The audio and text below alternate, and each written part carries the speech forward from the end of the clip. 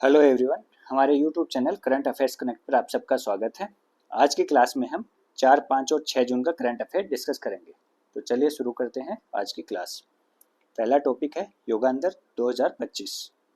तो योगांधर 2025 क्या है? तो 3 जून को आंध्र प्रदेश के चित्तूर में पुलिगुंडू ट्विन सिल्स के बीच आयोजित योग कार्यक्रम है।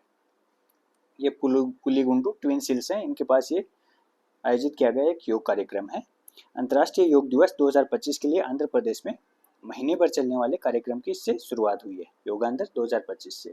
तो अब की बार जो अंतर्राष्ट्रीय योग दिवस है उसका जो मुख्य समारोह है, ठीक है, मुख्य राष्ट्रीय समारोह है, उसका आयोजन आंध्र प्रदेश में किया जाएगा। अगला है ICRISAT centre of excellence for south south cooperation in agriculture, ISSCA। तो ये ICRISAT centre of excellence for south south cooperation in agriculture है। इसकी स्थापना कहाँ की गई है? तो international crops research institute for the semi arid tropics, ICRISAT Hyderabad और research and information system for developing countries, RIS Nai Delhi के साझे प्रयास से ISSCA की आधिकारिक शुरुआत की गई है, ठीक है। और इसको वैश्विक दक्षिण ग्लोबल साउथ और त्रिकोणीय सहयोग पर सम्मेलन के दौरान नई दिल्ली में लॉन्च किया गया, ठीक है। तो इसकी शुरुआत नई दिल्ली से की गई है और किस किस के द्वारा की गई है? International crops research institute for the semi arid tropics, ICRISAT Hyderabad और research and information system for developing countries, RIS Nai Delhi के द्वारा की गई है, ठीक है। कहाँ की गई है? नई दिल्ली में इसको लॉन्च किया गया है। ज्ञान के आदान प्रदान, नवाचारों को बढ़ावा देने और समान कृषि, जलवायु और सामाजिक आर्थिक चुनौतियों का सामना कर रहे देशों के बीच साझेदारी बनाने के लिए एक समर्पित मंच है, ठीक है। तो इसको एक मंच के रूप में बनाया गया है। किसके लिए? ज्ञान के आदान प्रदान, नवाचारों को बढ़ावा देने और समान कृषि, जलवायु और सामाजिक आर्थिक चुनौतियों का सामना कर रहे देशों के बीच साझेदारी बनाने के लिए एक समर्पित मंच के रूप में इसकी स्थापना की गई है। क्षमता निर्माण और विकास के माध्यम से दक्षिण दक्षिण साझेदारी को मजबूत करने के लिए इक्रिसेट हैदराबाद और दक्षिण क्या है? तो ये भारत सरकार की एक पहल है। तो इनके बीच में एक समझौता ज्ञापन पर भी हस्ताक्षर हुए हैं। तो इस समझौते के तहत कृषि प्रणालियों को मजबूत करने और जलवायु के अनुकूल खेती को बढ़ावा देने के लिए प्रयास किए जाएंगे, ठीक है। अब देख लेते हैं दक्षिण क्या है। तो दक्षिण global south centre for excellence. तो दक्षिण है development and knowledge sharing initiative, global south centre of excellence, ये इसका पूरा नाम है। इसकी घोषणा जनवरी 2023 में प्रथम वॉइस ऑफ ग्लोबल साउथ शिखर सम्मेलन के दौरान प्रधानमंत्री नरेंद्र मोदी द्वारा की गई थी। घोषणा की गई थी जनवरी 2023 में और इसकी स्थापना हुई थी दूसरे voice of global south summit 17 नवंबर 2023 के दौरान, ठीक है। तो पहला जो वॉइस ऑफ ग्लोबल साउथ शिखर सम्मेलन था उसके दौरान इसकी घोषणा की गई जनवरी 2023 में, और दूसरे voice of global south summit 17 नवंबर 2023 के दौरान इसका उद्घाटन कर दिया गया, ठीक है। तो ये है दक्षिण। अगला है पुणे एग्री हैकाथॉन। तो ये भारत का पहला अंतर्राष्ट्रीय कृषि हैकाथॉन है। इसका आयोजन कहाँ किया गया? पुणे में किया गया, पुणे एग्री हैकाथॉन, और 3 जून को पुणे में इसका समापन हुआ है। तो ये भारत का पहला अंतर्राष्ट्रीय कृषि हैकाथॉन है, पुणे एग्री हैकाथॉन, ठीक है। नेक्स्ट है सी केयर्स 2.0। तो सी केयर्स 2.0 क्या है? तो ये कोयला खान भविष्य निधि संगठन CMPFO का एक वेब पोर्टल है। कोयला खान भविष्य निधि संगठन है, उसका एक वेब पोर्टल है। Centre for development of advanced computing, CDEC द्वारा विकसित और डिजाइन किया गया। इसको किसके द्वारा? CDEC के द्वारा। Centre for development of advance computing, CDEC के द्वारा इसको विकसित और डिजाइन किया गया है। ये CMPFO के सदस्यों के खाते में सीधे भविष्य निधि राशि और पेंशन वितरित करने में मदद करेगा। तो इसका काम क्या है? जो CMPFO के सदस्य हैं उनके खातों में सीधे भविष्य निधि राशि को ट्रांसफर करना और पेंशन वितरित करने में मदद करना। नेक्स्ट है भारत का पहला ध्रुवीय अनुसंधान पोत, पोलर रिसर्च वेसल। तो भारत का पहला पोलर रिसर्च वेसल है, तो उसके लिए एक समझौता हुआ है। केंद्रीय पतन, पोत परिवहन और जलमार्ग मंत्री सर्बानंद सोनोवाल की उपस्थिति में कोलकाता स्थित garden rich ship builders and engineers, ठीक है, garden rich ship builders and engineers limited GRSE और नॉर्वे के कोंग्सबर्ग के बीच एक महत्वपूर्ण समझौता ज्ञापन पर हस्ताक्षर किए गए हैं। किसके लिए? भारत के पहले ध्रुवीय अनुसंधान पोत के लिए, पोलर रिसर्च वेसल के लिए। और भारत द्वारा स्वदेशी रूप से अपना पहला ध्रुवीय अनुसंधान पोत बनाने के लिए समझौते पर हस्ताक्षर हुए हैं। और इसका जो ये पोत है PRV, इसका उपयोग है वो राष्ट्रीय ध्रुवीय और महासागर अनुसंधान केंद्र जो कि गोवा में स्थित है। ठीक है, कहाँ स्थित है? गोवा में। उसके द्वारा ध्रुवीय और दक्षिणी महासागर क्षेत्रों में अनुसंधान गतिविधियों के लिए किया जाएगा। NCPOR द्वारा इसका उपयोग ध्रुवीय और दक्षिणी महासागर क्षेत्रों में अनुसंधान गतिविधियों के लिए किया जाएगा। अगला है अर्बन अड्डा 2025। तो ये क्या है? तो केंद्रीय श्रम एवं रोजगार तथा युवा मामले एवं खेल मंत्री डॉक्टर मनसुख मांडविया द्वारा 3 जून को नई दिल्ली में अर्बन अड्डा 2025 सम्मेलन का उद्घाटन किया गया। ठीक है, तो ये समिट है, इसका उद्घाटन डॉक्टर मनसुख मांडविया द्वारा किया गया 3 जून को नई दिल्ली में। और इसका उद्देश्य युवाओं, विशेषज्ञों और लीडर्स को एकजुट करके बेहतर शहरी भविष्य बनाना है। तो ये है अर्बन अड्डा। अगला है भारत के 2 नए रामसर स्थल। तो भारत के 2 नए स्थलों को रामसर स्थल घोषित किया गया है। कौन कौन से हैं? पहला है खीचन फलोदी राजस्थान में है। ठीक है, तो उत्तरी थार रेगिस्तान में स्थित खीचन वेटलैंड में 2 जल निकाय, रात्रि नदी और विजय सागर तालाब, तटवर्ती आवास और झाड़ीदार भूमि शामिल है। तो खीचन फलोदी में स्थित है पहला। दूसरा है मेनार उदयपुर राजस्थान। तो मेनार वेटलैंड कॉम्प्लेक्स है वो एक मीठे पानी का मानसून वेटलैंड कॉम्प्लेक्स है जो 3 तालाबों ब्रह्म तालाब, ढांड तालाब और खिरोदा तालाब, ये 3 तालाब हैं, इनसे मिलकर बना हुआ है तथा कृषि भूमि से बना हुआ है जो बाद के 2 तालाबों को जोड़ती है। ठीक है, ढांड तालाब और खिरोदा तालाब के बीच में कृषि भूमि है। ठीक है, तो वो भी इसमें शामिल है। तो दोनों स्थल कहाँ के हैं? राजस्थान के हैं। पहला खीचन फलोदी राजस्थान में, दूसरा मेनार उदयपुर राजस्थान में। ठीक है, अब भारत में कुल रामसर स्थल हैं वो 91 हो गए, 91 हो गए हैं टोटल। ठीक है, ये एशिया में सर्वाधिक हैं और विश्व में तीसरे स्थान पर है। तो भारत रामसर स्थलों के मामले में एशिया में पहले स्थान पर है और विश्व में तीसरे स्थान पर है। ठीक है, एशिया में सर्वाधिक रामसर स्थल भारत में है और विश्व में तीसरे सर्वाधिक रामसर स्थल भारत में है। रामसर कन्वेंशन है वो 1971 में ईरान के रामसर शहर में हस्ताक्षरित एक अंतर सरकारी संधि है। कहाँ पर हस्ताक्षर हुए थे? ईरान के रामसर शहर में 1971 में। इसलिए इसका नाम रामसर कन्वेंशन पड़ गया। ये दुनिया भर में आर्द्र भूमियों को इस तरह नामित करके उनके संरक्षण और सुरक्षा को प्रोत्साहित करता है। ठीक है, कोई भी जो आर्द्र भूमि है उसको रामसर स्थल के रूप में घोषित कर देता है। ठीक है, तो फिर उससे उनका संरक्षण और सुरक्षा है वो उसको प्रोत्साहन मिलता है। रामसर स्थलों को अंतर्राष्ट्रीय महत्व की आर्द्र भूमि के रूप में भी जाना जाता है। जो रामसर स्थल घोषित किया गया है जिन साइटों को, उनको अंतर्राष्ट्रीय महत्व की आर्द्र भूमि के रूप में भी जाना जाता है। रामसर कन्वेंशन के अनुसार आर्द्र भूमि को दलदल, फेन, पीटलैंड या पानी के क्षेत्र के रूप में परिभाषित किया जाता है, चाहे वह प्राकृतिक हो या कृत्रिम हो, स्थायी हो या अस्थायी हो, जिसमें पानी स्थिर या बहता हुआ हो, ताजा, खारा या नमकीन हो, जिसमें समुद्री जल के क्षेत्र भी शामिल हैं और जिनकी गहराई कम ज्वार पर 6 मीटर से अधिक नहीं होती है, उनको आर्द्र भूमि कहा जाता है।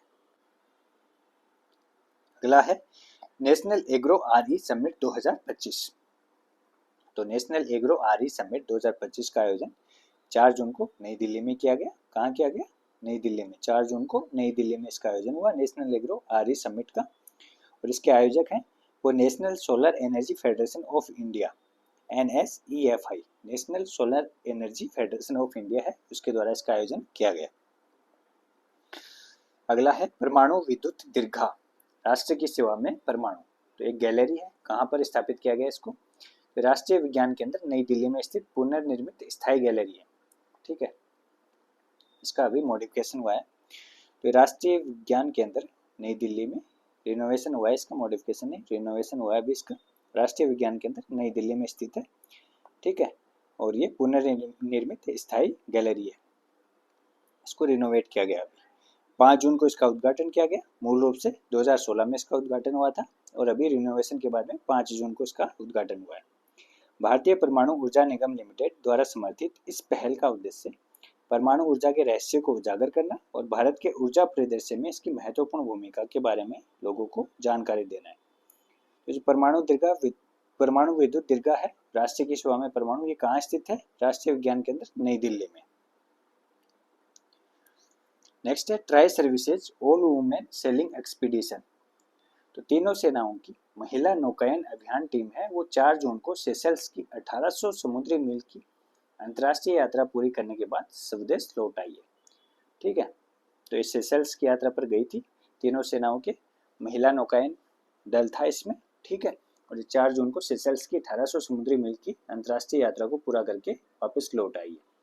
भारतीय सशस्त्र बलों की महिला टीम द्वारा किया गया पहला अंतर्राष्ट्रीय ओपन सी नौकायन मिशन था और इसको 7 अप्रैल को मुंबई में कॉलेज ऑफ मिलिट्री इंजीनियरिंग के commandant lieutenant general A.K. Ramesh द्वारा हरी झंडी दिखा करके रवाना किया गया था। ठीक है, और इसमें स्वदेश निर्मित भारतीय सशस्त्र सेवा पोत त्रिवेणी, एक 56 फुट लंबी नौका है त्रिवेणी। ठीक है, तो भारतीय सशस्त्र सेवा पोत त्रिवेणी है, उसका उपयोग किया गया था। इस पर सवार होकर सेना, नौसेना और वायुसेना की 11 महिला अधिकारियों की टीम का एक मिशन था। टोटल महिला अधिकारी कितनी थी? 11। और पोत का क्या नाम है? त्रिवेणी, भारतीय सशस्त्र सेवा पोत त्रिवेणी, एक 56 फुट लंबी नौका है। तो इसके चालक दल में कौन कौन शामिल था? तो इसमें भारतीय सेना से lieutenant colonel Anuja, major Karamjeet, major Tanya, captain Omita, captain Doli और कैप्टन प्राजक्ता। और भारतीय नौसेना से केवल एक महिला इसमें शामिल थी, महिला अधिकारी लेफ्टिनेंट कमांडर प्रियंका। और भारतीय वायुसेना से squadron leader Vibha, squadron leader Sarda, squadron leader Arui और स्क्वाड्रन लीडर वैशाली इसमें शामिल थी। नेक्स्ट है रक्षा अलंकरण समारोह 2025, दूसरा चरण। ठीक है, चरण सेकंड। तो रक्षा अलंकरण समारोह 2025 का जो दूसरा चरण है वो 4 जून को राष्ट्रपति भवन नई दिल्ली में आयोजित किया गया। ठीक है, 4 जून को राष्ट्रपति भवन नई दिल्ली में इसका आयोजन किया गया और राष्ट्रपति द्रौपदी मुर्मू द्वारा सशस्त्र बलों, भारतीय तटरक्षक ICG और सीमा सड़क संगठन BRO के कर्मियों को 92 विशिष्ट सेवा अलंकरण प्रदान किए गए। 92 विशिष्ट सेवा अलंकरण, इसमें से 30 परम विशिष्ट सेवा मेडल थे, 5 उत्तम युद्ध सेवा मेडल थे और 57 अति विशिष्ट सेवा मेडल थे, वो प्रदान किए गए। टोटल 92। ठीक है, और मई 2025 में रक्षा अलंकरण समारोह 2025 चरण फर्स्ट के दौरान सशस्त्र बलों, केंद्रीय सशस्त्र पुलिस बलों और राज्य संघ शासित प्रदेश पुलिस के कर्मियों को 4 मरणोपरांत सहित 6 कीर्ति चक्र प्रदान किए गए और 7 मरणोपरांत सहित 33 शौर्य चक्र प्रदान किए गए। तो टोटल 6 कीर्ति चक्र और 33 शौर्य चक्र प्रदान किए गए। ठीक है, नेक्स्ट है जनगणना 2027। तो अब की जो दशकीय जनगणना है उसका आयोजन 2027 में किया जाएगा। पहले इसका आयोजन 2021 में होना था, लेकिन कोरोना की वजह से वो डिले हो गया। इसका आयोजन है वो 2 चरणों में किया जाएगा और उसकी संदर्भ तिथि है वो 1 मार्च 2027 को 12 AM पर रखी गई है। ठीक है, 1 मार्च 2027 को 12 AM पर केंद्र शासित प्रदेश लद्दाख, केंद्र शासित प्रदेश जम्मू कश्मीर तथा हिमाचल प्रदेश और उत्तराखंड राज्यों के असमकालिक बर्फीले क्षेत्रों के लिए जो संदर्भ तिथि है उसको अक्टूबर 2026 के प्रथम दिन रखा गया है। ठीक है, और भारत की जो जनगणना है वो जनगणना अधिनियम 1948 और जनगणना नियम 1990 के प्रावधानों के अंतर्गत की जाती है, प्रत्येक 10 वर्ष में की जाती है। ठीक है, ये दशकीय जनगणना होती है। और अब की बार इसमें भारत सरकार ने जातीय जनगणना को भी शामिल करने का फैसला किया है। और जो भारत में अंतिम जातीय जनगणना है वो 1931 में की गई थी, हालांकि उसके बाद 1941 में भी की गई थी, लेकिन उसके आंकड़ों को प्रकाशित नहीं किया गया। और जो भारत की दशकीय जनगणना है उसमें SC और ST के आंकड़ों को शामिल किया जाता है, SC और ST के आंकड़ों को शामिल किया जाता है। ठीक है,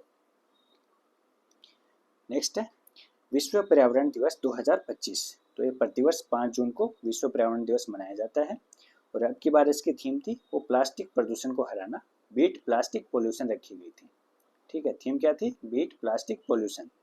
और विश्व पर्यावरण दिवस 2025 है उसकी मेजबानी दक्षिण कोरिया द्वारा की गई थी और दक्षिण कोरिया का जो जेजू प्रांत है वो इसका मेजबान स्थल था, जेजू प्रांत। ठीक है, जेजू प्रांत ने 2040 तक प्लास्टिक पोल्यूशन को खत्म करने का लक्ष्य रखा है, तो ये इसका मेजबान स्थल था। अगला है माइनिंग डैशबोर्ड। तो भारत सरकार के खान मंत्रालय द्वारा विकसित एक केंद्रीयकृत डिजिटल प्लेटफॉर्म है। माइनिंग बोर्ड क्या है? भारत सरकार के खान मंत्रालय द्वारा विकसित एक केंद्रीयकृत डिजिटल प्लेटफॉर्म है। ये डैशबोर्ड एक संरचित और वास्तविक समय आधारित निगरानी प्रणाली के माध्यम से अवरोधों की पहचान करने, समय पर समाधान करने और खनन कार्यों की शुरुआत में तेजी लाने में मदद करता है। ठीक है, नेक्स्ट है अंतर्राष्ट्रीय प्रशासनिक विज्ञान संस्थान IIAS। तो भारत है वो 2025 से 28 की अवधि के लिए IIAS का अध्यक्ष निर्वाचित हुआ है। ठीक है, 2025 से 28 की अवधि के लिए अंतर्राष्ट्रीय प्रशासनिक विज्ञान संस्थान का अध्यक्ष निर्वाचित किया गया है भारत को। और अध्यक्ष पद के लिए 3 जून को भारत और ऑस्ट्रिया के बीच में चुनाव हुआ था। ठीक है, उसमें टोटल 141 वोट डाले गए थे, जिसमें भारत को 87 वोट मिले, टोटल के 61.70% वोट, जबकि ऑस्ट्रिया को महज 54 वोट मिले। ठीक है, टोटल के 38.30% वोट। ठीक है, और भारत ने अध्यक्ष के लिए प्रशासनिक सुधार और लोक शिकायत विभाग दर्प जी, ठीक है, के सचिव वी श्रीनिवास को नामित किया है। तो भारत की तरफ से अध्यक्ष कौन होंगे? वी श्रीनिवास।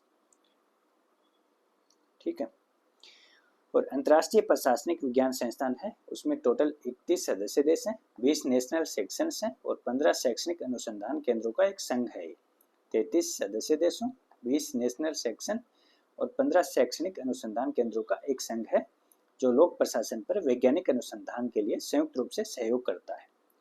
भारत है वो प्रशासनिक सुधार विभाग के माध्यम से 1998 से अंतर्राष्ट्रीय प्रशासनिक विज्ञान संस्थान का सदस्य देश है। भारत इसका सदस्य कब से है? 1998 से। और भारत में इसके लिए नोडल जो विभाग है वो कौन सा है? प्रशासनिक सुधार विभाग। IIAS है वो संयुक्त राष्ट्र का औपचारिक रूप से संबद्ध निकाय नहीं है, लेकिन यह लोक प्रशासन में संयुक्त राष्ट्र के कार्य से सक्रिय रूप से जुड़ा हुआ है। अगला है भारत का पहला variable speed pump storage plant. तो भारत का पहला variable speed pump storage plant है, वो कहाँ स्थापित किया गया है? तो THDC इंडिया लिमिटेड द्वारा उत्तराखंड के टिहरी में 1000 megawatt variable speed pump storage plant की पहली इकाई, ये कितने की है? 250 मेगावाट की, उसकी COD प्रक्रिया के सफल शुभारंभ की घोषणा की गई है सरकार के द्वारा। तो उत्तराखंड के टिहरी में। ठीक है, और किसी भी केंद्रीय सार्वजनिक क्षेत्र के उद्यम द्वारा स्थापित भारत का सबसे बड़ा पंप स्टोरेज प्लांट है। इसकी कैपेसिटी कितनी है? 1000 मेगावाट। तो उसमें से पहली इकाई है 250 मेगावाट की, उसका अभी शुभारंभ किया गया है। इसका शुभारंभ 4 जून को केंद्रीय विद्युत, आवासन और शहरी कार्य मंत्री मनोहर लाल द्वारा वर्चुअल माध्यम से किया गया। पूरी तरह कार्यान्वित हो जाने पर यह परियोजना टिहरी हाइड्रो पावर कॉम्प्लेक्स की क्षमता को 2400 मेगावाट तक बढ़ा देगी। कितने मेगावाट तक? 2400 मेगावाट तक, जिससे भारत का सबसे बड़ा हाइड्रो पावर कॉम्प्लेक्स बन जाएगा। एक बार फुली इम्प्लीमेंट हो जाएगी। ठीक है, तो इसकी क्षमता है जो टिहरी हाइड्रो पावर कॉम्प्लेक्स की क्षमता है वह 2400 मेगावाट हो जाएगी और ये भारत का सबसे बड़ा हाइड्रो पावर कॉम्प्लेक्स बन जाएगा।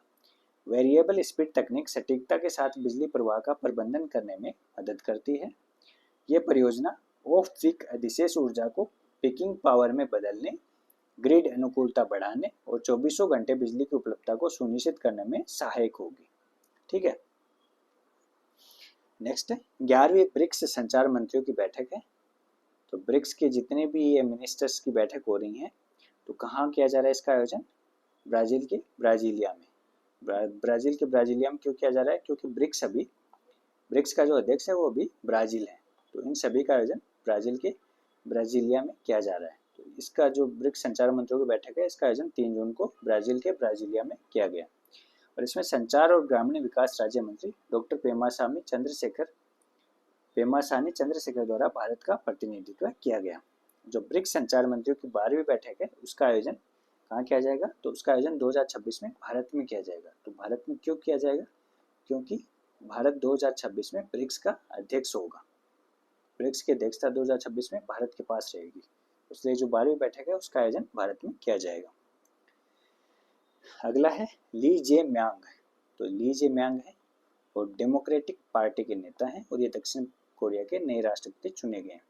तो दक्षिण कोरिया की जो डेमोक्रेटिक पार्टी है उसके नेता हैं और अभी इनको दक्षिण कोरिया का नया राष्ट्रपति चुना गया है। नेक्स्ट है भारत किर्गिस्तान द्विपक्षीय निवेश संधि। तो केंद्रीय वित्त और कॉरपोरेट मामलों की मंत्री निर्मला सीतारमण और किर्गिज गणराज्य के विदेश मंत्री जीनबेक कुलुबाएव मोल्दोकानोविच द्वारा नई दिल्ली में भारत और किर्गिज सरकार के बीच में द्विपक्षीय निवेश संधि के प्रोटोकॉल पर हस्ताक्षर किए गए। 14 जून 2019 को जो बिश्केक में हस्ताक्षरित द्विपक्षीय निवेश संधि है वो अभी 5 जून 2025 से लागू हो गई है। ठीक है, तो भारत किर्गिस्तान द्विपक्षीय निवेश संधि है वो 5 जून से लागू हो गई है। अगला है MSC इरिना। तो MSC इरिना क्या है? तो ये क्षमता के हिसाब से दुनिया का सबसे बड़ा कंटेनर जहाज MSC इरिना है वो पहली बार विंझिनजाम इंटरनेशनल सीपोर्ट पर पहुंचा है। ठीक है, तो ये जो विंझिनजाम इंटरनेशनल सीपोर्ट है ये केरल में स्थित है। ठीक है, ये विंझिनजाम इंटरनेशनल सीपोर्ट पर पहुंचा है और ये विंझिनजाम इंटरनेशनल सीपोर्ट है वो केरल में है ये और भारत का पहला ट्रांसशिपमेंट पोर्ट है। ठीक है, तो भारत का पहला ट्रांसशिपमेंट पोर्ट या हब कौन सा है? तो विंझिनजाम है और यहाँ पर अभी क्षमता के हिसाब से विश्व के सबसे बड़ा कंटेनर जहाज है MSC इरिना वो पहुंचा है। ठीक है, तो इसमें जो ट्रांसशिपमेंट पोर्ट क्या होते हैं कि वहाँ पर बड़े बड़े जहाज होते हैं वो वहाँ पर आ सकते हैं। इतनी गहराई होती है उस बंदरगाह की कि आराम से वहाँ पर वो आ जाते हैं, पहुँच जाते हैं, लंगर डाल देते हैं। ठीक है, और उसके बाद में जो सामान है उसको गंतव्य तक पहुँचाने के लिए छोटे छोटे जहाज़ों में शिफ्ट किया जाता है। ठीक है, तो ये जो विंझिनजाम में है ये भारत का पहला ट्रांसशिपमेंट पोर्ट है, केरल में स्थित है। ठीक है, नेक्स्ट है global leadership award. Global leadership जो अवार्ड है किसको प्रदान किया गया है? तो ये आदित्य बिरला समूह के अध्यक्ष हैं कुमार मंगलम बिरला। ठीक है, कुमार मंगलम बिरला, तो उनको ये प्रदान किया गया ग्लोबल लीडरशिप अवार्ड 2025 का। ठीक है, और अमेरिका भारत सामरिक भागीदारी मंच है उसके द्वारा वाशिंगटन DC में स्थित है। इसके द्वारा आयोजित अपने 8वें वार्षिक नेतृत्व शिखर सम्मेलन के दौरान ये अवार्ड प्रदान किया गया भारत अमेरिका भारत सामरिक भागीदारी मंच के।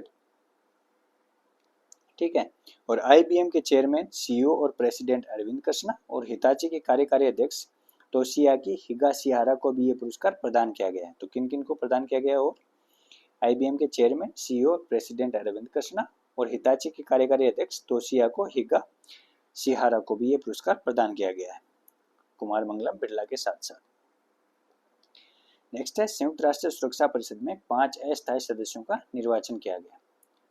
ठीक है, तो जो UN सिक्योरिटी काउंसिल है उसमें 5 अस्थायी सदस्यों का निर्वाचन हुआ है अभी। तो कौन कौन से हैं? बहरीन, कोलंबिया, कांगो लोकतांत्रिक गणराज्य, लातविया और लाइबेरिया। तो 5 देश हैं जो अस्थायी सदस्य चुने गए हैं। बहरीन, कोलंबिया, कांगो लोकतांत्रिक गणराज्य, लातविया और लाइबेरिया। इनका कार्यकाल 2 वर्ष होगा और ये जनवरी 2026 से प्रारंभ होगा।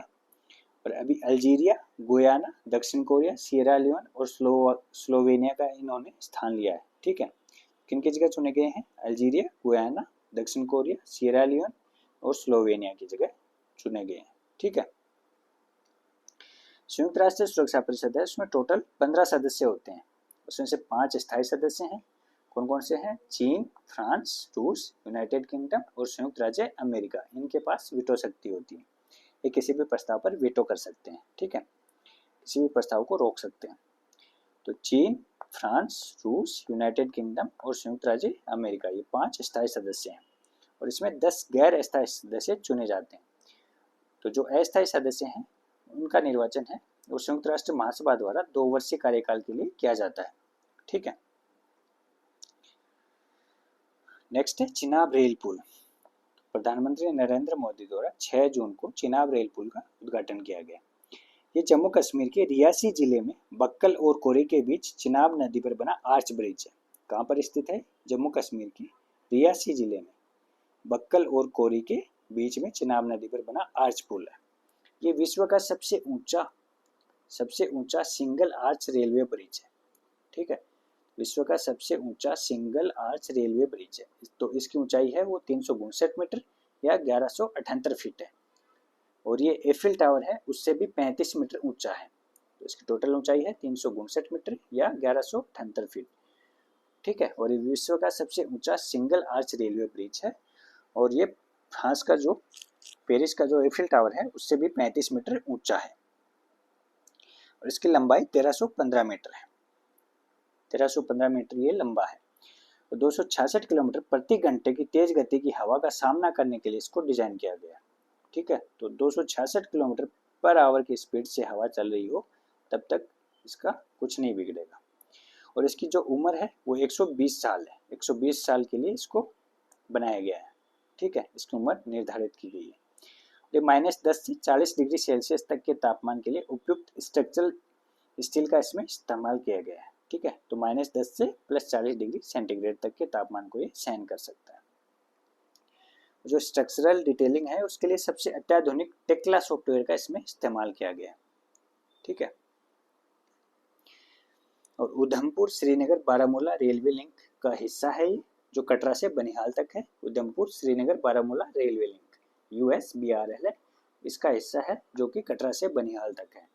इस पुल पर चलने वाली वंदे भारत ट्रेन के जरिए कटरा और श्रीनगर के बीच यात्रा करने में सिर्फ 3 घंटे लगेंगे, जिससे मौजूदा यात्रा समय में 2 से 3 घंटे की कमी आएगी। अभी जितना लगता है उससे लगभग आधा टाइम ही लगेगा कटरा से श्रीनगर के बीच में जाने में। ठीक है, तो यह है चिनाब रेल ब्रिज। अगला है NG ब्रिज। तो प्रधानमंत्री नरेंद्र मोदी द्वारा 6 जून को इसका उद्घाटन किया गया और ये भारत का पहला केबल स्टेड रेलवे पुल है। केबल स्टेड रेलवे पुल है।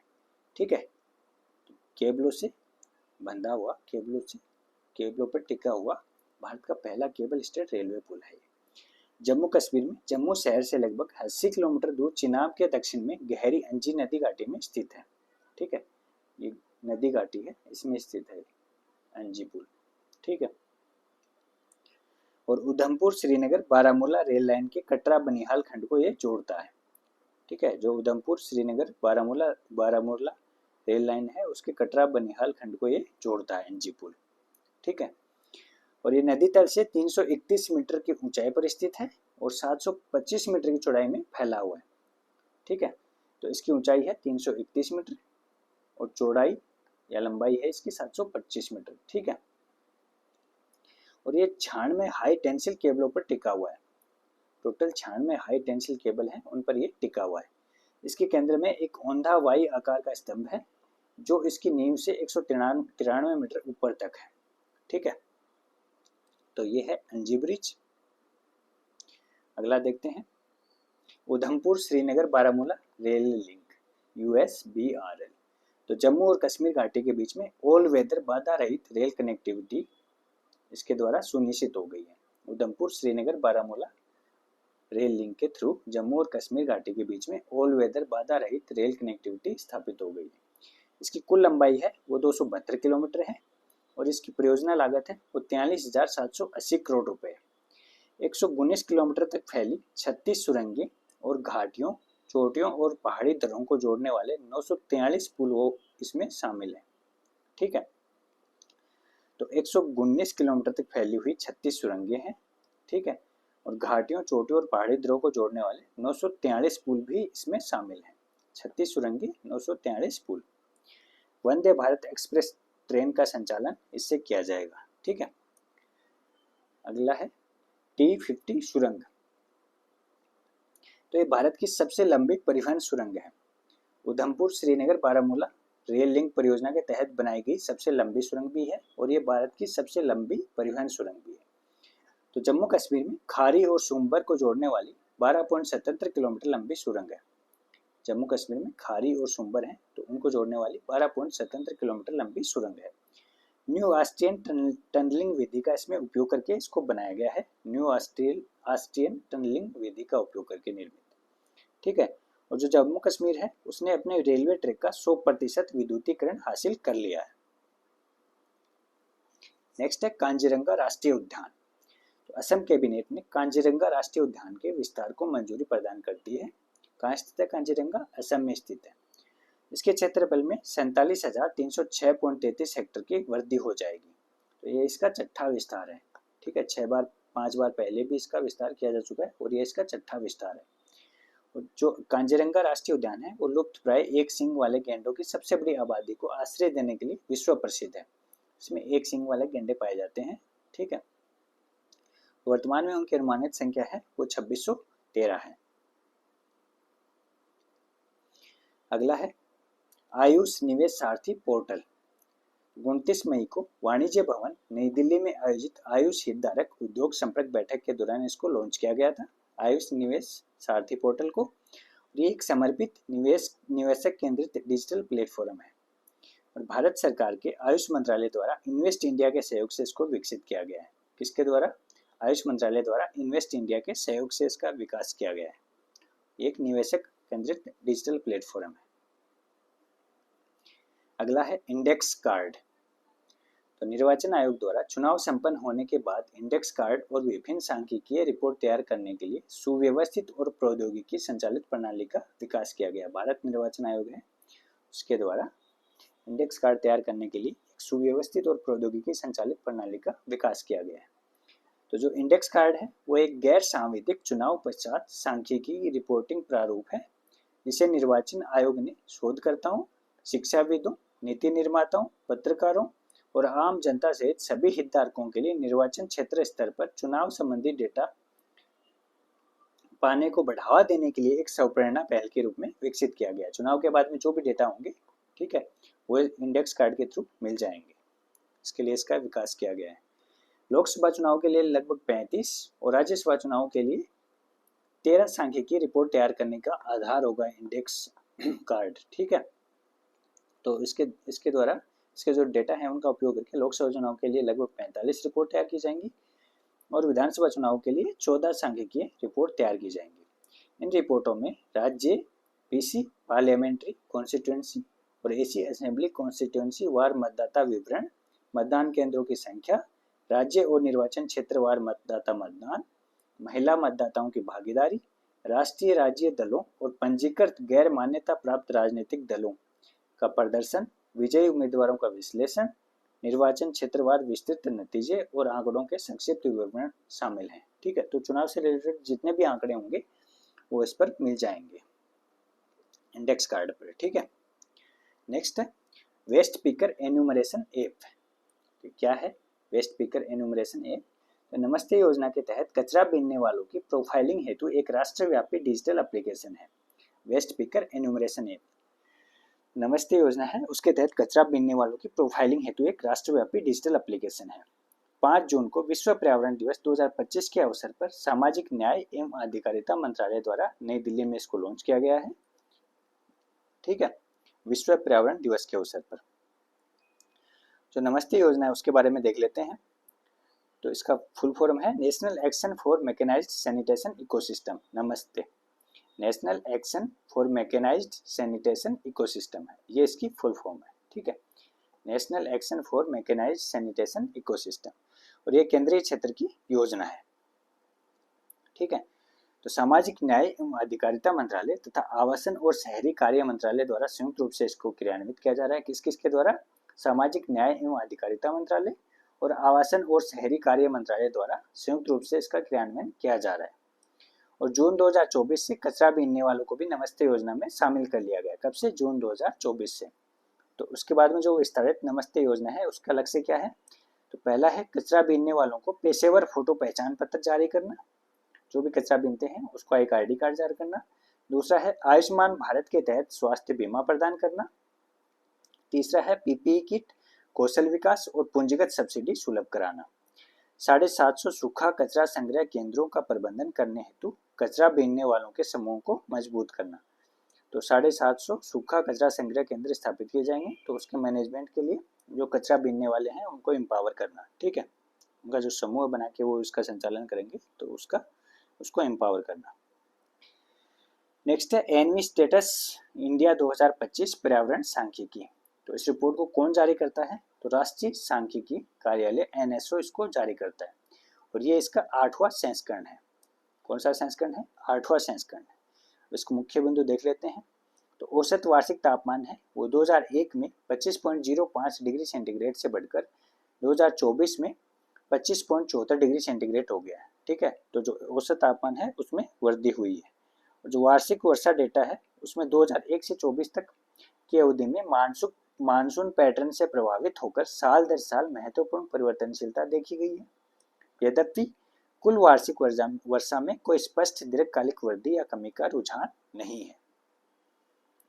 और वैश्विक स्तर पर 2,47,605 समुद्री जीव प्रजातियां हैं और भारत में कितनी है 20,613। और वैश्विक स्तर पर है 2,47,605, भारत में है 20,613। अंतर्देशीय मछली उत्पादन 2013-14 में 61.36 लाख टन से बढ़कर 2023-24 में 139.07 लाख टन हो गया है। समुद्री उत्पादन है वो 34.43 लाख टन से बढ़कर के 44.95 लाख टन हो गया है। और जो पर्यावरण सस्टेनेबिलिटी क्षेत्र है उसमें 2021-22 में 2433.24 करोड़ के साथ सबसे अधिक व्यय हिस्सेदारी दर्ज की गई है। सबसे अधिक व्यय किया गया है पर्यावरण सस्टेनेबिलिटी क्षेत्र में। प्राकृतिक संसाधन संरक्षण क्षेत्र में ऊपर की ओर रुझान देखा गया है। और कृषि वानिकी क्षेत्र, तीनों क्षेत्र शामिल है इसमें। कृषि वानिकी, प्राकृतिक संसाधनों का संरक्षण और पर्यावरण स्थिरता, उसमें सबसे कम व्यय दिखाता है। जो तापीय ऊर्जा उत्पादन है वो 7,92,053 गीगावाट से बढ़कर के 13,26,549 गीगावाट हो गया है। और वैकल्पिक स्रोतों से ऊर्जा उत्पादन 2013-14 से 23-24 के बीच 65,520 गीगावाट से बढ़कर के 2,25,835 गीगावाट हो गया है। तो ये इसके मुख्य बिंदु थे एनवी स्टेट्स इंडिया के। नेक्स्ट है भारत सरकार के कॉरपोरेट कार्य मंत्रालय के तहत भारतीय कॉरपोरेट कार्य संस्थान का पहला क्षेत्रीय परिसर है वो कहाँ खोला गया है, मेघालय की न्यू शिलोंग टाउनशिप में। ठीक है, तो भारतीय कॉरपोरेट कार्य संस्थान है उसका पहला क्षेत्रीय परिसर मेघालय के न्यू शिलोंग टाउनशिप में स्थापित किया जाएगा। और केंद्र सरकार के विज्ञान और प्रौद्योगिकी विभाग के प्रौद्योगिकी विकास बोर्ड ने रणनीतिक रक्षा अनुप्रयोगों के सुरक्षा के लिए मल्टी स्पेक्ट्रल कैमोफ्लेज सामग्री और औद्योगिक मेटा तत्व सुविधा की स्थापना के लिए मेटा तत्व सिस्टम्स प्राइवेट लिमिटेड नई दिल्ली को वित्तीय सहायता प्रदान की है। तो जो कैमोफ्लेज तकनीक होती है वो क्या, जो स्टील्थ विशेषताएं होती हैं वायुयान की, ठीक है, तो वो इस कैमोफ्लेज टेक्निक के जरिए ही होती है।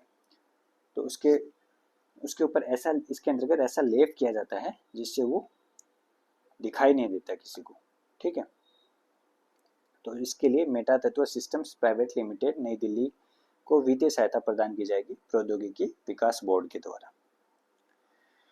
और भारतीय विज्ञान संस्थान IISc बेंगलुरु के शोधकर्ताओं ने एक कृत्रिम धातु आधारित नैनोजाइम विकसित किया है जिसका उपयोग फुफ्फुसीय थ्रोम्बोएम्बोलिज्म PTE जैसी स्थितियों के कारण होने वाले असामान्य रक्त के थक्के को रोकने के लिए किया जा सकता है। किसने किया है इसका विकास? भारतीय विज्ञान संस्थान बेंगलुरु के शोधकर्ताओं ने। ठीक है, जो थक्का, असामान्य रक्त का थक्का जो जमता है, ठीक है, तो उसको रोकने में इसका उपयोग किया जा सकता है। कृत्रिम धातु आधारित नैनोजाइम है। नेक्स्ट है वायु गुणवत्ता प्रबंधन आयोग ने घोषणा की है कि 1 जनवरी 2026 से दिल्ली NCR क्षेत्र में संचालित ई-कॉमर्स कंपनियों और वाहन एग्रीगेटर्स के लिए बेड़े में कोई भी नया डीजल या पेट्रोल वाहन 2 पहिया, 3 पहिया, 4 पहिया कोई सा भी हो उसको शामिल नहीं किया जा सकेगा। कब से? 1 जनवरी 2026 से। ठीक है, केवल इलेक्ट्रिक और CNG वाहनों को ही अनुमति दी गई है। और अंतिम टॉपिक है आज का, फ्रांस की डसाल्ट एविएशन और टाटा एडवांस्ड सिस्टम लिमिटेड ने भारत में राफेल लड़ाकू विमान के फ्यूजलेज के निर्माण के लिए 4 उत्पादन हस्तांतरण समझौतों पर हस्ताक्षर किए हैं। ठीक है, तो किस किसने किए हैं? फ्रांस की डसाल्ट एविएशन और भारत की टाटा एडवांस सिस्टम लिमिटेड ने रफाल के फ्यूजलेज निर्माण के लिए। ठीक है, तो ये थी आज की क्लास। अगर आपको क्लास पसंद आई हो तो शेयर, सब्सक्राइब और लाइक जरूर कीजिएगा। मिलते हैं अगली क्लास में। Thank you.